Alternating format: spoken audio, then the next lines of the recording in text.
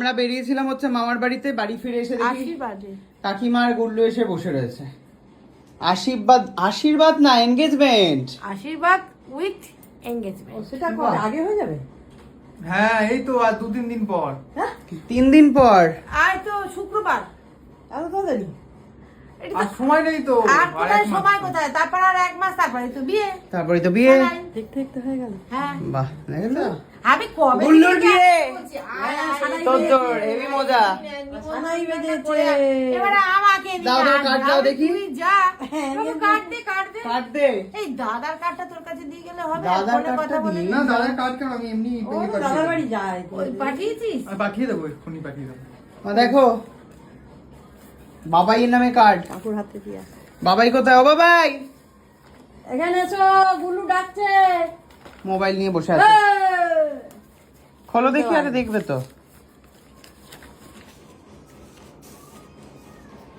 বাহ, গুল্লু মা পলাশ অ্যান্ড শিল্পা।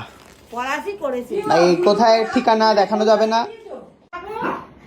মাননীয় 18ই অক্টোবর 2024 শুক্রবার আমাদের পুত্র কল্যাণীয় পলাশের সহিত সোনারপুর বাসী নিবাসী শ্রীযুক্ত শিবপ্রসাদ গায়েনের কন্যা কল্যাণীয়া শিল্পার আশীর্বাদ অনুষ্ঠান সম্পন্ন। আশীর্বাদ এনগেজমেন্ট না, আশীর্বাদ উইথ এনগেজমেন্ট। এনগেজমেন্টের ভালো বাংলা কথা তো আশীর্বাদ, এখন এনগেজমেন্ট ইংরেজিতে এত বলো। ওটা রিং সেরিমনি যেটা বলে। হ্যাঁ ওটা তো আনুষ্ঠানিক হবে। উপভোগ থাকবেন। আসুন, বসুন। বাহ, ভবন কত? সোনারপুর নওয়াপাড়া।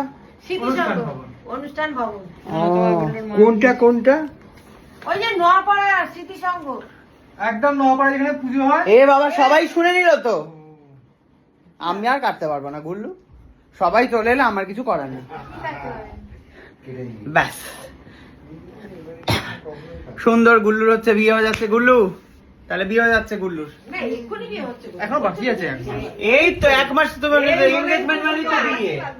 গুল্লুকে খেতে দাও মা। আচ্ছা, দিচ্ছি। আপনারা কিন্তু আশীর্বাদ করে আসবেন। আশীর্বাদ করতে হবে। আশীর্বাদ করে এলে আশীর্বাদ আমার বরাবরই ছেলে আছে। একটুখানি হ্যাঁ সে তো আছেই, তবু একটু ধান দেবো দিয়ে একটু আশীর্বাদ করে দুপুরে করবি তো।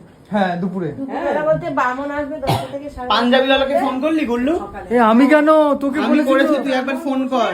ও বলেছে সুইগি তিনি করে পাঠাবে, একবার ফোন কর। আশীর্বাদ হয়ে যাওয়ার পরে গুল্লু আর আমার চশমা একই ধরনের। গুল্লু কিনেছে ধরনের। আমাকে দেখে, পড়াবে, কি সব করবে। আমাকে দেখে কিনেছে গুল্লু।